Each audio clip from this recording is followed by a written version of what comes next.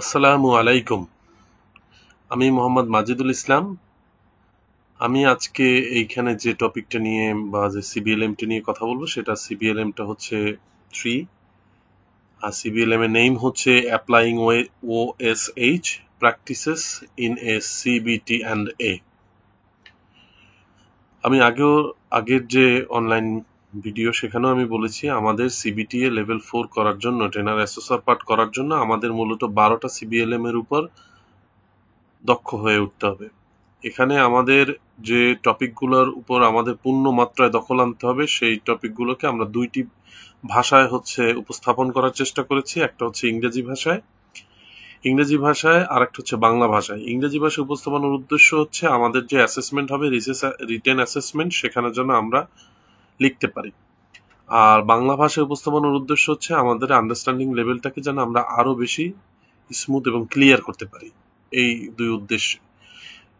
ভিডিওটা করার একটা উদ্দেশ্য হচ্ছে যে আমাদের যেসব মানুষরা আসলে এই দেখা গেল প্রত্যেকটা সিবিএলএম এ 100 বা 80 বা 90টা করে পেজ থাকে, প্রতিটা পেজ পড়ার মতো সাফিসিয়েন্ট সময় থাকে না কর্মব্যস্ততার কারণে বা অন্যান্য বিষয়ের কারণে, সাংসারিক কারণে।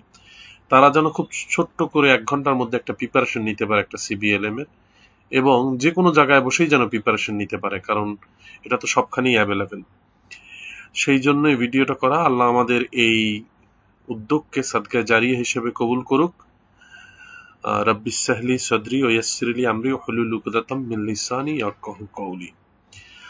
আশা করব আপনারা আমার এই যে ভিডিও, আমাদের এই যে প্রচেষ্টা, এটাকে সহযোগিতা করবেন এবং এই যত বেশি শেয়ার এবং সাবস্ক্রাইব করব তত এই ধরনের মানুষের কাছে পৌঁছে যাবে যাদের জন্য এই ভিডিওটা খুব বেশি একটা ফ্রুটফুল টুলস হিসাবে বা সহায়ক টুলস হিসাবে খুব বেশি কাজ করবে। দেখা গেল যে যখন তারা ফাইনাল অ্যাসেসমেন্টে বসবে তখন দেখা গেল অনেক টার্মগুলোই তাদের কাছে খুব সহজ এবং পরিচিত মনে হবে।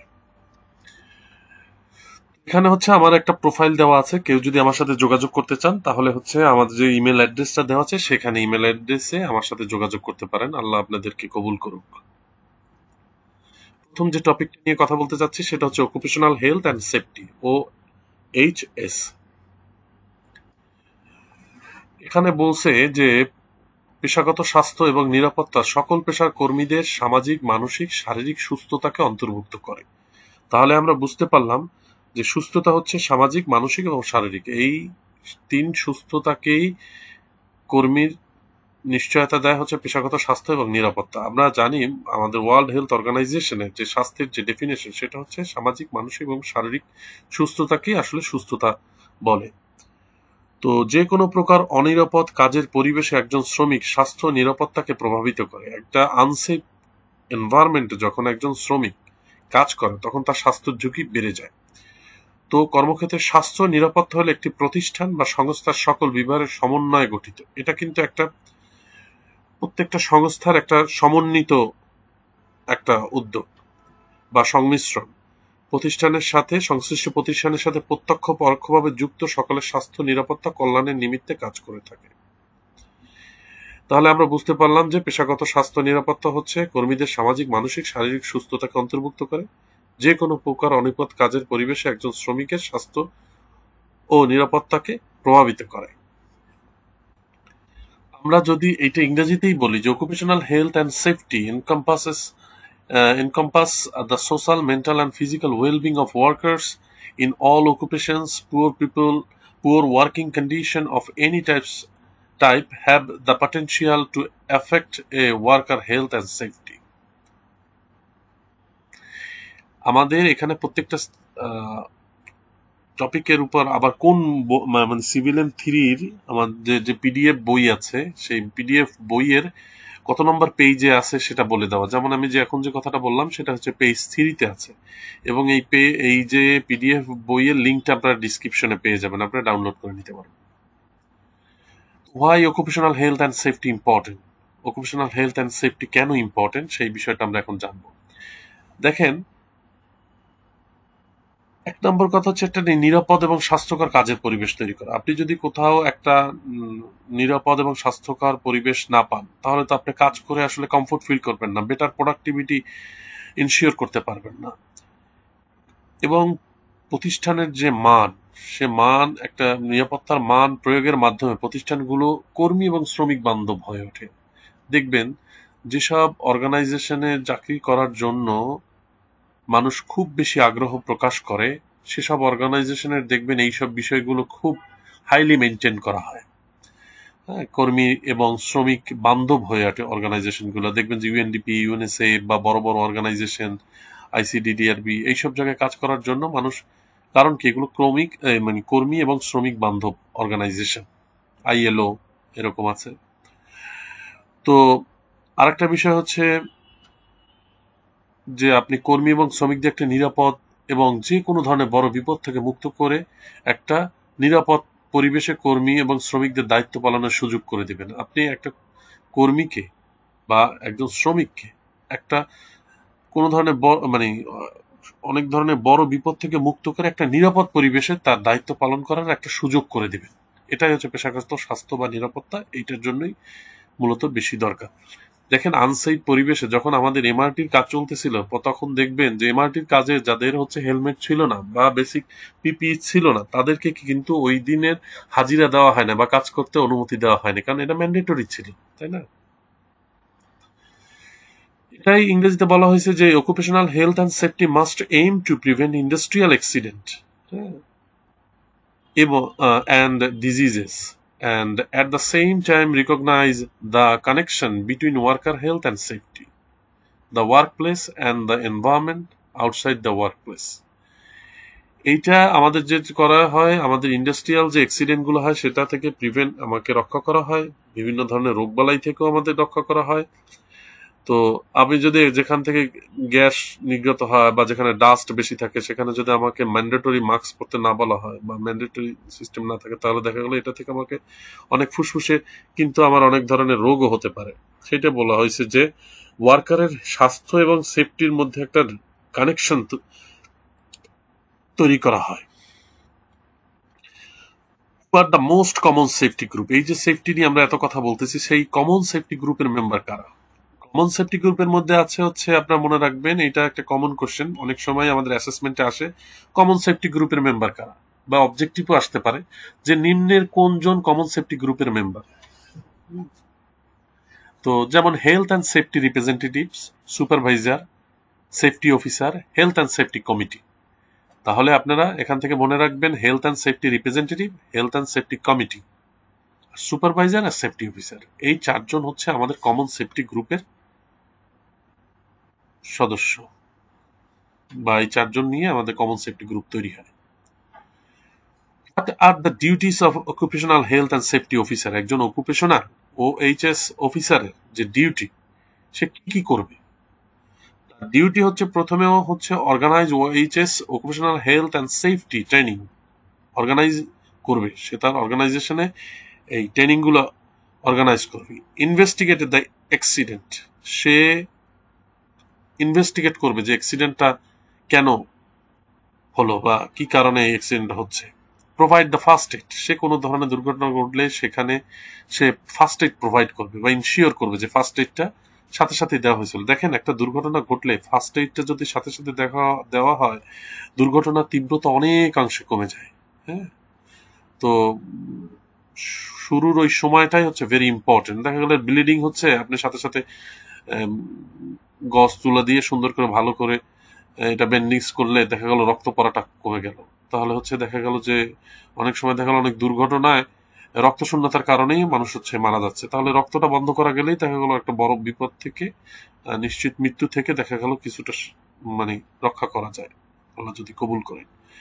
আর undertake risk assessment at the work place, আপনার ওয়ার্ক প্লেসে কি কি ধরনের রিস্ক আছে সেটা কিন্তু অ্যাসেস করতে হবে। এখন এই রিস্ক অ্যাসেস করতে গেলে রিস্ক ম্যাট্রিক্স দরকার হয়, যে আপনার একটা ফ্যান নড়তেছে, দেখা গেল খুব এই ফ্যানটা তো যে কোনো সময় যে কোনো মাথায় পড়তে পারে। একটা লাইট, বড় একটা লাইট ঝুলে আছে ঠিক মতো, যে বাঁধন দেওয়া বা যে ক্লিপের সাথে ছিল সেই ক্লিপটা সরে গেছে। তো এই যে রিস্কের যে অ্যাসেসমেন্ট গুলো, এটা আপনি যদি ভালো মতো করতে পারেন, আপনি দেখা গেল যে একটা গ্যাসের গন্ধ আসতেছে, তাহলে আপনি বুঝতে পারতেছেন কোথাও থেকে লিক হচ্ছে, তাহলে আপনাকে এটা খুঁজে বের করতে হবে কোন পয়েন্ট থেকে লিক হচ্ছে, বা এখানে কোনো ফায়ার করা যাবে না, তাহলে এক্সপ্লোশন হবে। এই যে বিষয়গুলো অ্যাসেসমেন্ট করতে পারাটাই হচ্ছে আমাদের ওয়ার্কপ্লেসে আমাদের রিস্ক অ্যাসেসমেন্ট করতে হবে। ব্যক্তিগত সুরক্ষা বা সরঞ্জাম, পিপি নিয়ে আমরা অনেক বেশি জানি, কিন্তু পিপি হচ্ছে অকুপেশন টু অকুপেশন ভিন্ন হয়। যে পিপি বলতে আমরা কি বলি, যে ব্যক্তিগত সুরক্ষা সরঞ্জাম হচ্ছে আমাদের পিপি কর্মীদের সুরক্ষা প্রদান করে, একজন শ্রমিকের স্বাস্থ্য এবং নিরাপত্তার ঝুঁকিকে পর্যাপ্তভাবে নির্মূল বা হ্রাস করতে পারে, অনেক সেটা নির্মূলও করে। বেশিরভাগ ক্ষেত্রে যেটা হয় হচ্ছে হ্রাস করে, কমায়। হ্যাঁ, দেখা গেল একটা ঘটনা ঘটতে পারতো, তার তীব্রতা ছিল 100, সেই তীব্রতাটাকে সে নিয়ে আসলো হচ্ছে 30-এ। হ্যাঁ, মাথার উপর একটা বড় একটা লোহার কিছু একটা পড়লো, ভারী জাতীয় হেলমেট থাকার কারণে দেখা গেল মাথায় আঘাত পেলো, কিন্তু মাথার খুলিটা ভেঙে গেল না। হ্যাঁ, তারপর দেখা গেল যে তার হাতে গ্লাভস পরা থাকলে দেখা গেল যে ধারালো একটা জিনিসে হালকা হাত কেটে গেল, কিন্তু আঙ্গুলটা কেটে গেল না পুরোপুরি। এই যে হ্রাস করতে পারাটাই হচ্ছে পিপির মূলত কাজ। অনেক ক্ষেত্রে অবশ্য নির্মূলও আছে। ওয়ার্ল্ড হেলথ অর্গানাইজেশন পিপি ডেফিনেশনটা কিভাবে বলছে? বলছে যে personal protective equipment or PP যে equipment use to prevent or minimise exposure to hazard. এই কথাটাই আমরা একটু আগে বললাম। হ্যাজার্ডের যে এক্সপোজার সেটা মিনিমাইজ করতে পারে অথবা প্রিভেন্ট করতে পারে, এইটাই পিপির কাজ।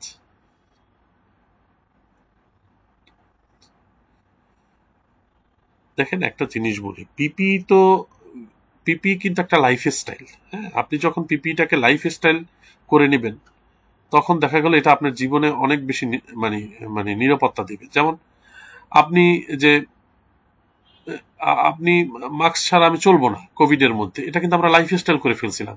এই লাইফ স্টাইলটা কিন্তু আমাদের অনেক ধরনের লোককে দেখা গেল, অনেক মানুষকে কোভিড থেকে রক্ষা করছে বা তীব্রতা থেকে কমিয়ে আসছে, বা যে স্প্রেড হয় স্প্রেডটা আমাদের কমে গেছে। তো এটা আমাদের পিপিটা হচ্ছে আমাদের আমাদের নিজেদের দরকার। এটা মানে আমরা যে বলি ওয়ার্ক প্লেসের দরকার, তার চাইতে বরং নিজেদের দরকার আমার, কারণ আমার যদি কোনো একটা ঘটনা ঘটে যায় সেটা কিন্তু আমাকে সারা জীবন ক্যারি করতে হবে। সুতরাং সেফটি ফার্স্ট, আগে হচ্ছে নিজের নিরাপত্তা, তারপর হচ্ছে অন্য সবকিছু। পিপির কি কি আছে? পিপি আমি আগে বলছি আপনাদের কিছুক্ষণ আগে, যে অকুপেশন টু অকুপেশন আমাদের পিপি ভিন্ন হয়। কনস্ট্রাকশনে যে পিপি গুলো থাকে, আমাদের যে কেয়ার গিভিং এ সেই পিপি গুলা থাকে না, বা সেই পিপি গুলার ভার্সন গুলো একটু চেঞ্জ হয়। যেমন কনস্ট্রাকশনে হেলমেট থাকে, আপনার কেয়ার গিভিং এ দেখা গেল যে হেলমেট থাকে না, এতে দেখা গেল হেড কভার থাকে। তারপর হচ্ছে গ্লোভস থাকে, এখানে ভারী গ্লোভস থাকে, ওখানে দেখা গেল যে গ্লোভসটা থাকে সিলিকনের, খুব অল্প। তারপর হচ্ছে আমাদের ইয়ার মাফ থাকে, তারপর সেফটি প্যান্ট থাকে, জুতা বা বুট থাকে, সেফটি বেল্ট থাকে, তারপর হচ্ছে দেহ সুরক্ষা থাকে, চশমা থাকে। হ্যাঁ, তো এই যে বিষয়গুলো বললাম, এগুলোই হচ্ছে আমাদের কমন পিপি। কেউ যদি কোনো সময় আমাদেরকে কমন পিপি সম্পর্কে জিজ্ঞেস করে, তাহলে হচ্ছে এই এইগুলো আমরা বলবো। একটা জিনিস অনেকে বলতে পারেন যে সেফটি বেল্ট কেন দরকার। সেফটি বেল্টের ক্ষেত্রে একটা জিনিস মনে রাখবেন, 6 ফিট অথবা এর বেশি। হ্যাঁ, যদি আমরা উপরে উঠে, তাহলে হচ্ছে আমাদের এই সেফটি বেল্টটা করতে হবে। সেফটি বেল্টটা পরা থাকলে দেখা গেল যে কোনো কারণে পড়ে গেলেও আমি আসলে নিচে পড়বো না, ঝুলে থাকবো। হ্যাঁ, একটা রিকোয়েস্ট করি আপনাদের কাছে, আমাদের এই কাজটা যদি আপনারা একটু সাবস্ক্রাইব করেন দয়া করে, এবং হচ্ছে বেল আইকন দাবান, এবং হচ্ছে আপনার লাইক শেয়ার করেন, তাহলে এটা যে মানুষগুলোর কাছে মানে আমরা পৌঁছানোর জন্য আমাদের এই উদ্যোগটা, সেই উদ্যোগে আপনারা আমাদের একটু সহযোগিতা করলেন। আল্লাহ আপনাদেরকে সাদগা জারিয়া হিসেবে এই কাজটা কবুল করে নিক। এখন হচ্ছে হ্যাজার্ড এবং রিস্ক নিয়ে কথা বলতেছি। খুব কমনলি দুইটা টপিক আমরা সবাই মোটামুটি জানি, তারপরও একটু আবার নতুন করে একটু জানা। হ্যাজার্ডটা কি? হ্যাজার্ড হচ্ছে একটা বিপত্তি, বাংলায় যদি বলি। যে উপকরণ দ্বারা ক্ষতি সাধিত হতে পারে তাকেই হ্যাজার্ড বলে। যেমন এটা বিদ্যুৎ মেশিন হতে পারে, সেলাই মেশিন, বিদ্যুৎ হতে পারে, সেলাই মেশিন হতে পারে, অফিস বা মোবাইল ইত্যাদি হতে পারে। একটু পরে আপনাদেরকে আরেকটু ক্লিয়ার করতেছি। রিস্ক তাহলে কি? রিস্ক হলে হচ্ছে এমন একটা উপকরণ যেটা আপনি ব্যবহার করছেন, সেটা দ্বারা উচ্চ বা লঘু দুর্ঘটনা ঘটতে পারে, তাকেই বলা হচ্ছে রিস্ক। আর হ্যাজার্ডের, খুব সহজে যদি বলি, হ্যাজার্ডের কারণে ঘটে যাওয়া ঘটনাটাই হচ্ছে রিস্ক। আর রিস্ক যদি আমরা সহজে বলি, তাহলে risk equal to Hazard into exposure. এখন হ্যাজার্ড হলো বিপদ আর রিস্ক হলো আমার আপদ। যেমন ধরেন আপনি মোটরসাইকেল চালাবেন, এই মোটরসাইকেল চালনা করাটা কিন্তু আমার জন্য হ্যাজার্ড, কিন্তু আপনি যখন হেলমেট ছাড়া মোটরসাইকেল চালাবেন তখন এটা আপনার জন্য রিস্ক হয়ে যাবে, কারণ এটা রিস্কের মাত্রা হাই। কারেন্টের কাজ করা আপনার জন্য হ্যাজার্ড, এটা অবশ্যই একটা হ্যাজার্ডাস ওয়ার্ক, কিন্তু কারেন্টের সংযোগ বা কানেকশন থাকা অবস্থায় কাজ করা এটা আপনার জন্য রিস্ক। তাহলে আমরা বলতে পারি হ্যাজার্ড হলো বিপত্তি, যে উপকরণ দ্বারা ক্ষতি সাধিত হতে পারে তাকে আমরা হ্যাজার্ড বলতেছি। রিস্ক হলো একটি উপকরণ, মানে রিস্ক হলো যে উপকরণটি আপনি ব্যবহার করছেন সেটির দ্বারা উচ্চ বা লঘু দুর্ঘটনা ঘটতে পারে, তাকেই বলা হচ্ছে রিস্ক। এইটাই আমরা ইংরেজিতে বলছি যে hazard is a something that can cause harm. একেবারে এক কথায় আপনি যখন আসবে তখন লিখবেন hazard is a something that cause harm. Electricity হতে পারে, কেমিক্যাল হতে পারে, ওয়ার্কিং আপে ল্যাডার হতে পারে, আপনি যে আমাদের যে সিঁড়িগুলো আছে সেই ল্যাডারে বসে আপনি কাজ করাটাও দেখা গেল আপনার জন্য হ্যাজার্ড হতে পারে, কারণ এটা তো স্লিপ করতে পারে, নয়েজ হতে পারে। তো রিস্কটা কি আসলে? রিস্ক বলছি it is the chance of harm being caused by hazard. হ্যাজার্ডের দ্বারা যে আমার ক্ষতিটা হতে পারে সেটাই হচ্ছে আমার রিস্ক। এখন রিস্কটা কিরকম? রিস্কটা হচ্ছে আমার এই চান্সটা কি হাই, লো না মিডিয়াম, এইটাই হচ্ছে আমাদের বিষয়। যদি এটা লো হয় তাহলে সেটা তো আমার জন্য খুব বেশি ক্ষতি করবে না, হ্যাঁ, কিন্তু যদি এটা হাই হয় তাহলে সেই কাজটা আমার করা যাবে না। এখন আমরা বলবো ওয়ার্ক প্লেসটা কি। হ্যাঁ, আমরা যে কাজগুলো করতেছি সব তো ওয়ার্ক প্লেস রিলেটেড। কর্মক্ষেত্র হলো এমন একটি জায়গা যেখানে কেউ কাজ করে, মানে আপনি সোজা কথা যে একজন নিয়োগকর্তা তার নিজের জন্য বা মানে একজন সে যখন যেখানে নিয়োগকর্তা বা নিজের জন্য কর্মসংস্থান কাজ করে বা কর্মসংস্থানের স্থান, সেটাই হচ্ছে ওয়ার্ক প্লেস। মানে এটা এক ধরনের একটা বড় জায়গা, একটি জায়গা যেখানে হোম অফিস থেকে একটি বড় অফিস বা বিল্ডিং কারখানাও হতে পারে, এটা একটা বড় প্লেস হতে পারে। সোজা কথা আপনি কর্মের জন্য যেখানে কাজ করেন সেটাই হচ্ছে কর্মসংস্থানের জায়গা বা work place. Work place is a place where people practise their occupation, crafts, professions and trade. আপনি যেখানে আপনার অকুপেশনটা প্র্যাকটিস করেন সেটাই হচ্ছে আপনার ওয়ার্ক প্লেস। এখন এই কথাটাই বলছে যে work place Hazard refers situation within the workplace that has a potential cause injury or adverse health effect. Workplace is a place where people practice their occupation. এই কথাটা বলা হয়েছে যে ওয়ার্কপ্লেস হ্যাজার্ড কাকে বলে, যে ওয়ার্কপ্লেস হ্যাজার্ড এমন একটা সিচুয়েশন ওয়ার্কপ্লেসের মধ্যে যেটা আমাকে পটেনশিয়াল মানে কজ আমার ইনজুর্ড হওয়ার জন্য, তাকে আমার ওয়ার্কপ্লেস হ্যাজার্ড বলে। তাহলে ওয়ার্কপ্লেস হ্যাজার্ডের মধ্যে মানে আমরা কি কি আছে সেগুলো দেখব, কিন্তু ওয়ার্ক প্লেসে যেমন ওয়ার্ক প্লেস হ্যাজার্ড হতে পারে আমার হচ্ছে ওয়েট ফ্লোর, মানে ভেজা মানে কি বলে ফ্লোর, যেমন হতে পারে আপনাকে বড় ভারী জিনিসপত্র তুলতে হয়, সেটা অনেক সময় অগুছালো অবস্থায় জিনিসপত্র পড়ে থাকে, সেটাও ওয়ার্ক প্লেস হ্যাজার্ডের কারণ হতে পারে। আবার ওই যে বললাম যে সংযোগ সহ কারেন্টের তার বা এমনি তারও হতে পারে, কারণ তারের চেয়ে পায়ে পেঁচিয়ে তো আপনি পড়ে যেতে পারেন। হ্যাঁ, তারপর দেখা গেল আপনি এই চেয়ারটা দেখা গেল পায়াগুলো ঠিক মতো শক্তিশালী না, নড়বড় করতেছে, সেটাও আপনার জন্য হ্যাজার্ড হতে পারে। তাহলে আপনি যদি কর্মক্ষেত্রে হ্যাজার্ড দেখেন তাহলে আপনি কি করবেন, আপনার ভূমিকাটা কি? প্রথমে যে কাজটা করবেন আপনি ট্রেনিং বন্ধ করবেন। দ্বিতীয় যে কাজটা করবেন হ্যাজার্ডের অবস্থান বা কি ধরনের হ্যাজার্ড তা খুঁজে বের করবেন। তৃতীয় যে কাজটা করবেন সকলের নিরাপত্তার ব্যবস্থা করবেন। আর চতুর্থ এবং সর্বশেষ সঠিক পদ্ধতিতে এটা সমাধানের ব্যবস্থা করবেন। তাহলে প্রথমে আমরা ট্রেনিং বন্ধ করব, দ্বিতীয় হচ্ছে আমরা হ্যাজার্ডটা খুঁজে বের করবো, হ্যাজার্ডের অবস্থানটা, আর সকলের নিরাপত্তার সুব্যবস্থা করব, আর সঠিক পদ্ধতিতে সমাধানের ব্যবস্থা করবো। এই চারটা ব্যবস্থা আমরা চারটে স্টেপ ফলো করব। যদি আমাকে অ্যাসেসমেন্টে আসে আমি এইভাবে লিখতে পারবো। আপনাদের একটা কথা বলি, সেটা হচ্ছে আমার এইখানে টপিকগুলো এমন ভাবে সাজানো যে আমাদের প্রত্যেকটা অ্যাসেসমেন্টের জন্য আমাদের 20টা প্রশ্ন যদি অ্যান্সার করতে হয় তাহলে আমি 1 ঘন্টায় পাবো হচ্ছে 3 মিনিট করে পার প্রশ্নতে। তো এর মধ্যে আবার 30 সেকেন্ড যাবে আমার প্রশ্ন বুঝতে বা প্রশ্ন সম্পর্কে ধারণা নিতে, তাহলে হচ্ছে আমার জন্য 2.5 মিনিট থাকে। তা আমাদের এখানে টপিকগুলো এমন ভাবে অ্যান্সার করা হচ্ছে যে 2.5 মিনিটের কথা মাথায় রেখে। তো আপনারা যদি আরো বেশি স্পেসিফিক জানতে চান তাহলে এই গুগলে সার্চ দিতে পারেন, অথবা পিডিএফ বইয়ের ওই যে স্পেসিফিক যে পেজটার কথা বলছে ওই পেজে গিয়ে আরো ডিটেলস পড়তে পারেন। কর্মক্ষেত্রে ঝুঁকির উপাদান বা হ্যাজার্ড গুলো কি কি আমি একটু আগে বলেছি, তারপর আবারও বলছি।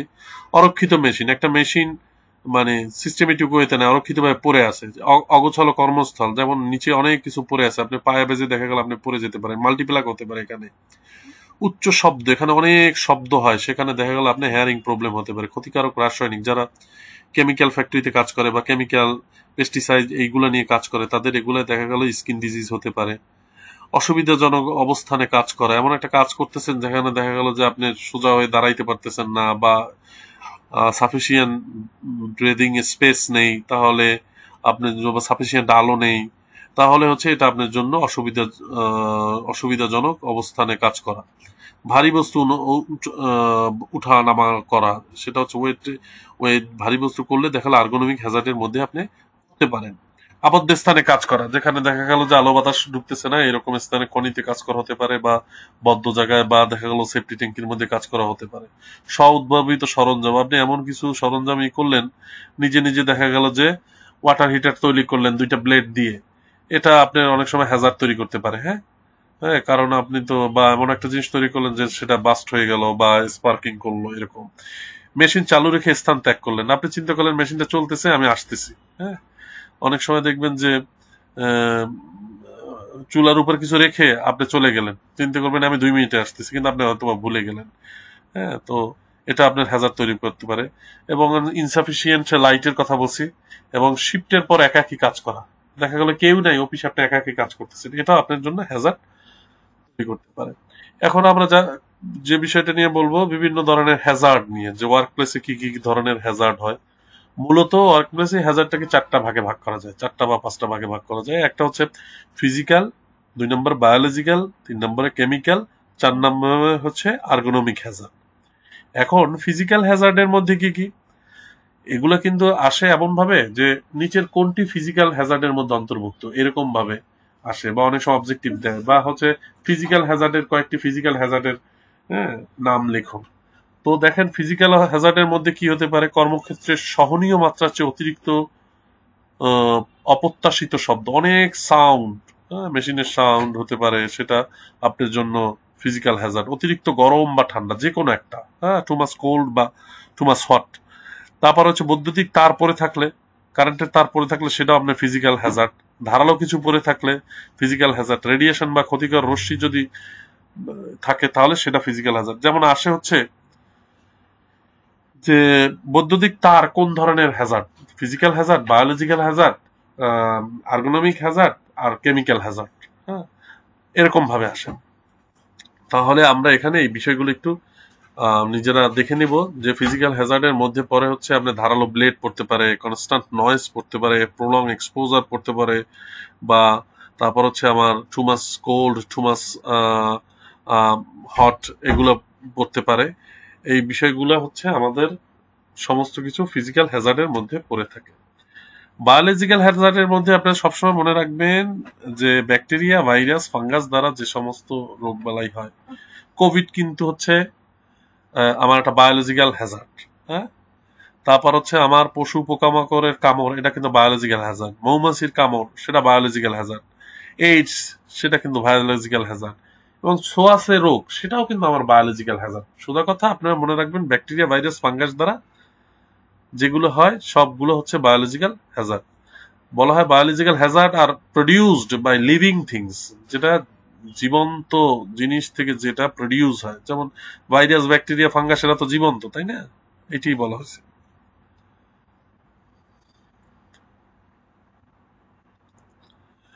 কেমিক্যাল হ্যাজার্ডের মধ্যে মনে রাখবেন যে কেমিক্যাল হ্যাজার্ড তো আমরা খুব ভালো করে বুঝতে পারছি, যে chemical hazard include materials that are flammable, explosive আর পয়জনাস। মানে আপনাকে যে দাহ্য হতে হবে, এক্সপ্লোসিভ, এটা হচ্ছে আহ, আহ, মানে বিস্ফোরক হতে পারে, আর একটা হচ্ছে আমার বিষাক্ত।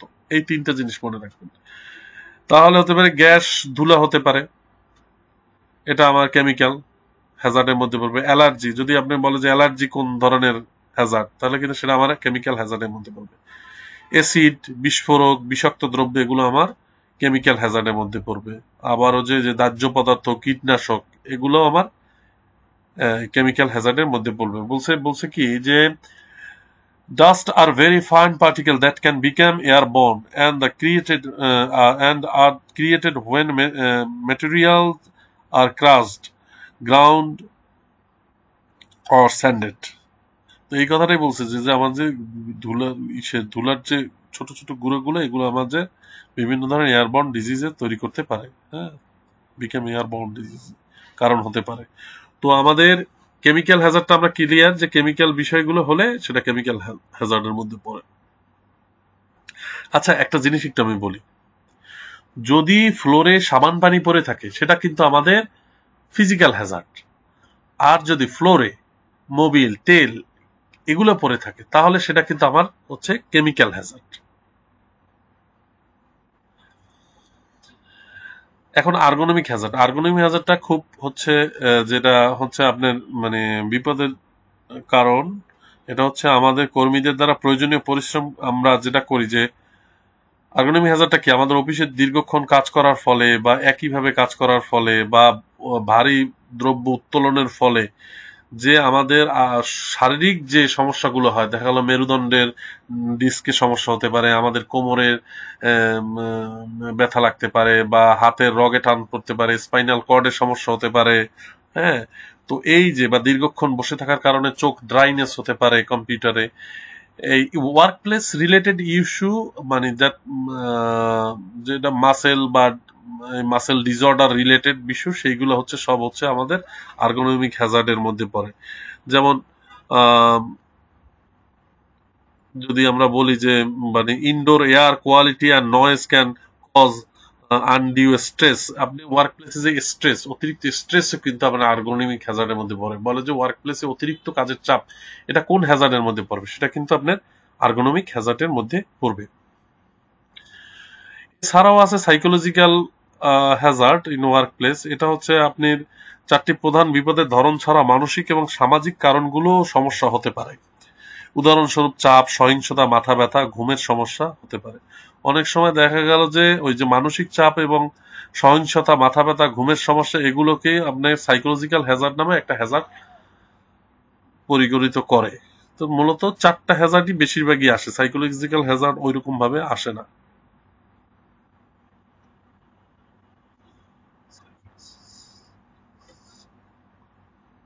সাইকোসোশ্যাল হ্যাজার্ড, এখন সাইকোসোশ্যাল যে হ্যাজার্ড, এই সাইকোসোশ্যাল হ্যাজার্ডটা ক্ষেত্রে একটা মনে রাখতে হবে যে দুইটা কারণ এর পিছনে কাজ করে। একটা স্ট্রেস ফ্যাক্টর, ম্যানেজার বা কর্মীদের দ্বারা সাথে দ্বন্দ্ব, সহকর্মীদের সাথে দ্বন্দ্ব। আপনি দেখা গেল যে ম্যানেজারের, আপনার যে সুপারভাইজার আছে তার সাথে আপনার কাজ মানে মনোমালিন্য বা কাজের ধরন, সেও আপনারটা বুঝতেছে না, আপনিও তারটা বুঝতেছেন না, বা তার যে অ্যাটিটিউড গুলো, এগুলো আপনার পছন্দ না, কাজের পরিবেশ সন্তোষজনক নয়, আপনি যে কাজ করবেন এটা এনভায়রনমেন্টটাই আসলে মানে ভালো কাজ করার জন্য না, অতিরিক্ত কাজের চাপ, আপনারা যে কাজগুলো করতে পারি তার চাইতে অনেক বেশি কাজ দিয়ে রাখছে। আর ভায়োলেন্স হচ্ছে কি, হুমকি, হয়রানি, লাঞ্ছনা, তোমার দেখে নেব, আপনাকে দেখা গেল যে অল টাইম হয়রানি করতেছে, লাঞ্ছনা করতেছে, হ্যাঁ।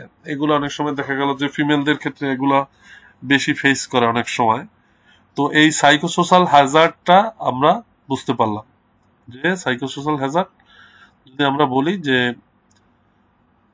যে মানসিক সামাজিক কারণগুলো সমস্যার কারণ হতে পারে, সেগুলোই হচ্ছে আমাদের সাইকোসোশ্যাল হ্যাজার্ড। এখন আমাদের যখন আগুন লাগে তখন দেখবেন যে ফায়ার এক্সটিংগুইশার আমরা ব্যবহার করি। ফায়ার এক্সটিংগুইশার ব্যবহারে কতগুলো প্রসেস আছে।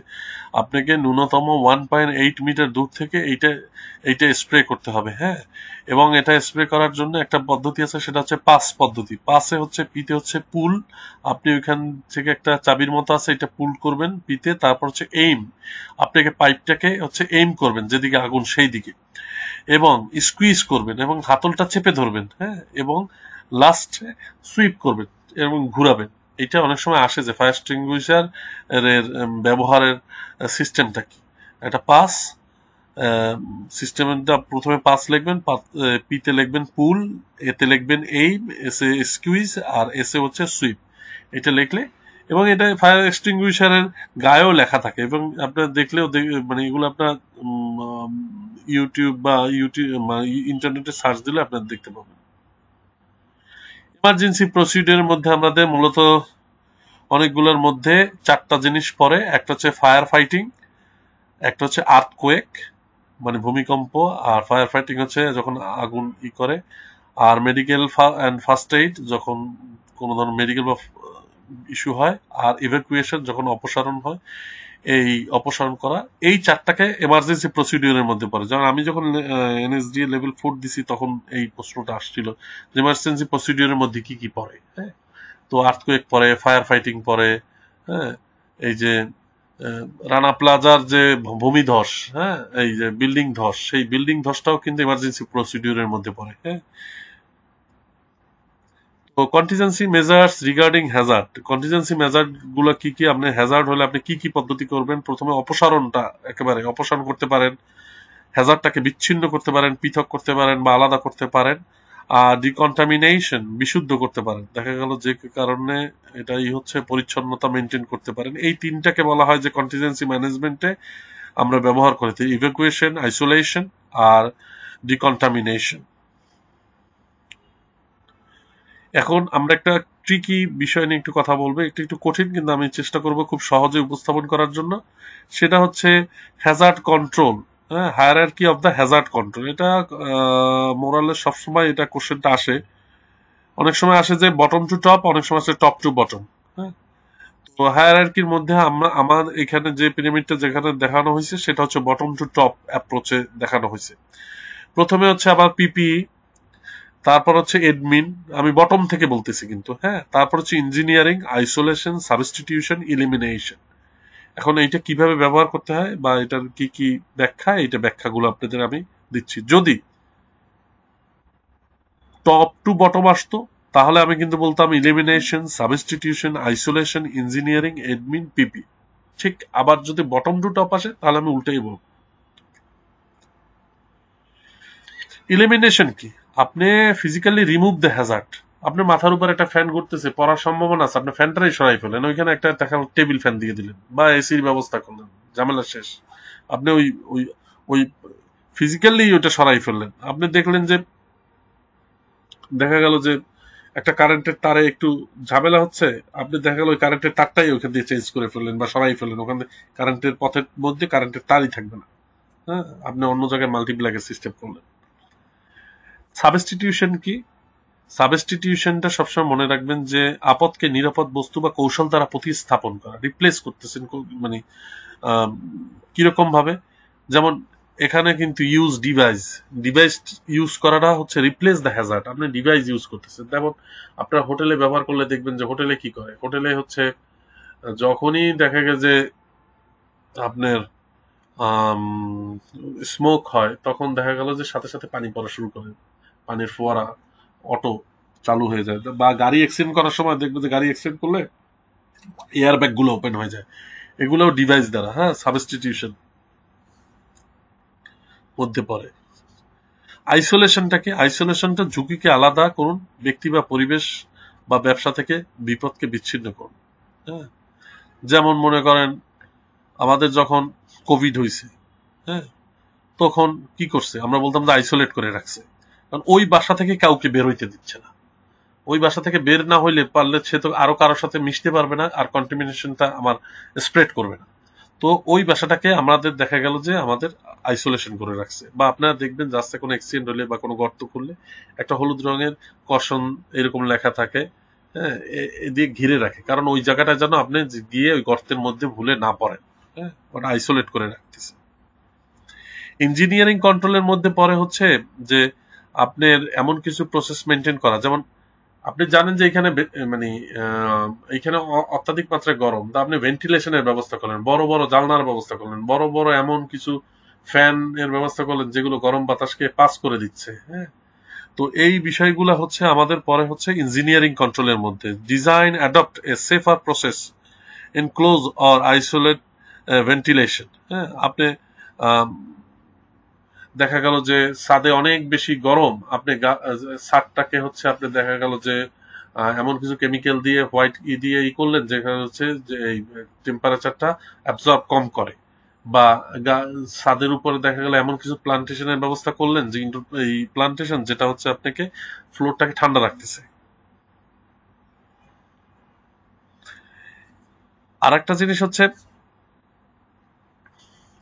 অ্যাডমিনিস্ট্রেটিভ কন্ট্রোলের মধ্যে, অ্যাডমিনিস্ট্রেটিভ কন্ট্রোল হচ্ছে কি, আমাদের যদি দেখি যে আমাদের শ্রমঘণ্টা পরিবর্তন করতে পারি, বিভিন্ন কাজের নীতি বা কলা কৌশল এগুলো পরিবর্তন করে আমরা দুর্ঘটনার হ্রাস করাতে পারি। যেমন ধরেন মনে করেন যারা সিকিউরিটি গার্ডে কাজ করে, দেখেন যে তাদের কিন্তু দীর্ঘদিন একই টাইমে দেওয়া হয় না, তারে একবার সকাল আওয়ারে, একবার মিড ডেতে, একবার হচ্ছে দেখা গেল রাতে, এরকম প্রথম সপ্তাহে যদি দেখা গেল সকাল 6টা থেকে 2টা পর্যন্ত করে, পরের সপ্তাহে দেখা গেল 2টা থেকে তাকে দিতেছে হচ্ছে আপনার রাত 8টা পর্যন্ত, তারপরের সপ্তাহে দেখা গেল 8টা থেকে সকাল 6টা পর্যন্ত, এরকম ভাবে হ্যাঁ ওয়ার্কিং করা, মানে মানে শ্রমঘণ্টা পরিবর্তন করে করে। হ্যাঁ,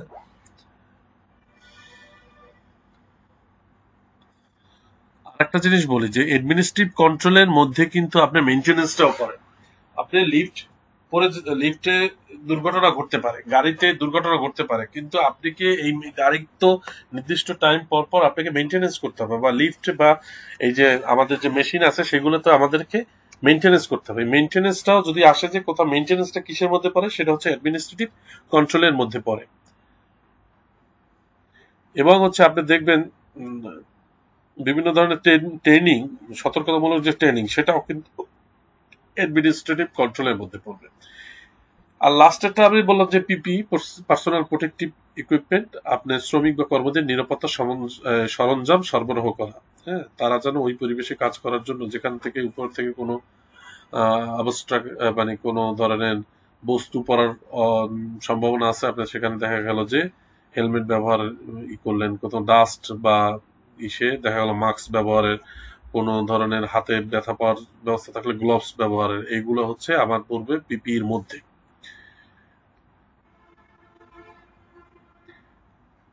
এখন রেজাল্ট, রিক্স ম্যাট্রিক্সটা কি? রিক্স ম্যাট্রিক্সটা আমরা আগে বলছি যে আপনার যে প্রত্যেকটা রিক্সের 3টা জিনিস থাকে, একটা হচ্ছে হাই, মিডিয়াম, লো। এখন যদি আপনি যদি মোটরসাইকেল চালানো আপনার জন্য রিক্স, মানে হ্যাজার্ড। এখন আপনি মোটরসাইকেল যদি দেখা গেল 30-এ চালান বা 35-এ চালান এবং হেলমেট পরেন, যেসব সেফ গার্ড গুলো আছে সেইগুলো মেনটেন করেন, রোড সাইডে দিয়ে যেখান দিয়ে যাওয়ার কথা আছে সেইগুলো করেন, মানে সেইভাবে চালান, তাহলে কিন্তু আপনার রিক্সে হচ্ছে এটা কিন্তু লো হয়ে যাচ্ছে। আবার আপনি যদি হেলমেট ছাড়া যদি মোটরসাইকেল চালান, তাহলে কিন্তু এটাই একই জিনিসের রিক্স হাই হয়ে যাচ্ছে। তো রিক্স ম্যাট্রিক্স করে কি, আমাদের যে এই যে রিক্সের তীব্রতাটা আমাদের বুঝতে সাহায্য করে যে এটা আসলে কতটা তীব্র আমার অর্গানাইজেশনের জন্য। এখন 3টা রেসপন্সিবিলিটি এমপ্লয়ারের পক্ষ থেকে, একজন এমপ্লয়ারের 3টা রেসপন্সিবিলিটি সেফটি ইস্যুতে। 1 নম্বর হচ্ছে সেফটি পলিসি বা প্রোগ্রাম সে একটা এস্টাবলিশ করবে, সে তার অর্গানাইজেশনে প্রোভাইড ট্রেনিং করবে, মানে ট্রেনিং প্রোভাইড করবে একটা এই রিলেটেড, সেফটি রিলেটেড। আর ইনফরমেশন এবং ইনস্ট্রাকশন এন্ড প্রোভাইড করবে বিভিন্ন ধরনের ইনফরমেশন, যে এখানে একটা সমস্যা আছে, বা ইনস্ট্রাকশন দেবে যে এখানে গর্ত আছে, বা এখানে আমাদের যাওয়া যাবে না এই সময়টায়। তো এই যে ইনফরমেশন এবং ইনস্ট্রাকশন যেটা আবার সেফটিকে ইনশিওর করে, সেইগুলো দিবে এবং সুপারভিশন করবে, হ্যাঁ, জব সেফলি। এবং মানে সে এটা কন্টিনিউয়াসলি সুপারভিশন করবে যে এখানে কি অবস্থা, কতটুকু রিস্ক আছে, কি অবস্থায় কতটুকু আগালো, এরকম।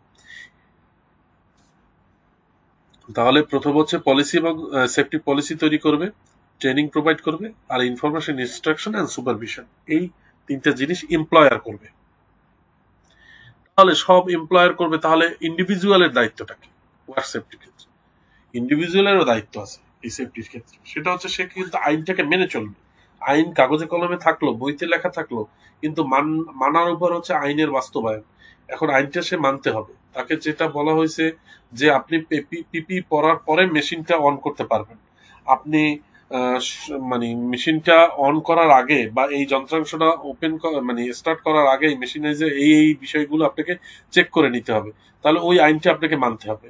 নিরাপত্তার সাথে যন্ত্রপাতির ব্যবহার করতে হবে। আপনি মানে মন চায় ভাবে জিনিসগুলো তো ব্যবহার করতে পারবেন না। আপনি সেফটি এবং মানে সতর্কতার সহিত জিনিসগুলো ব্যবহার করতে হবে। সর্বদা সর্ব অবস্থায় আপনাকে পিপি ব্যবহার করতে হবে এবং কোনো ধরনের হ্যাজার্ড দেখলে কি করতে হবে, কর্তৃপক্ষকে জানাতে হবে। আর সর্বশেষ আপনাকে নিজের নিরাপত্তা নিজেকে নিশ্চয়তা দিতে হবে। খুব সাবধানে আপনাকে কাজ করতে হবে প্রত্যেকটা জিনিস। হ্যাঁ, এলাবেলা ভাবে যদি আমরা কাজ করি দেখা গেল যে ওইটা আমাদের অসাবধানতা অনেক সময় অনেক বড় ধরনের দুর্ঘটনার কারণ হয়ে যায়। এখন গ্রিন প্র্যাকটিস নিয়ে আমাদের এইখানে বলা আছে সিবিএলএম এ। গ্রিন প্র্যাকটিসটা কি যদি আমি বলি খুব সহজ করে, যে প্র্যাকটিসটা green practice means practice that can applied more environmentally friendly and ecological which can help to protect the environment and sustain its natural resource for current and future generation।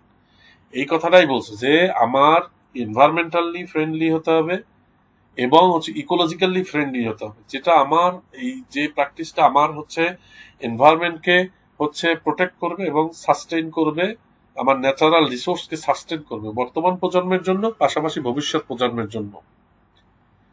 এখন এর মধ্যে কি কি পড়ে গ্রিন প্র্যাকটিসের মধ্যে, কিভাবে আমি গ্রিন প্র্যাকটিস করতে পারবো? যেমন গ্রিন অ্যান্ড ক্লিন ক্যাম্পাস, আপনি পর্যাপ্ত গাছ সবুজায়নের ব্যবস্থা রাখলেন, আপনি দেখা গেল সোলার এনার্জির ব্যবস্থা করলেন, দেখা গেল যে কারেন্টের পরিবর্তে সোলার এনার্জি।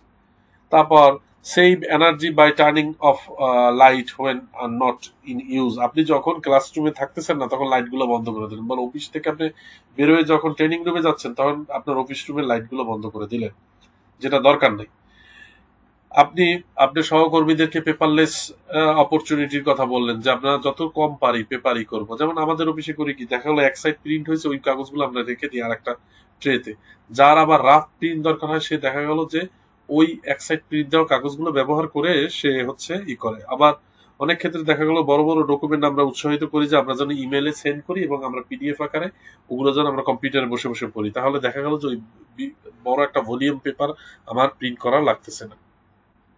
আসলে পেপার কি, পেপার তো ইকুইভ্যালেন্ট টু গাছ, তাই না? আপনাকে গাছ কেটেই তো আসলে পেপার তৈরি করে।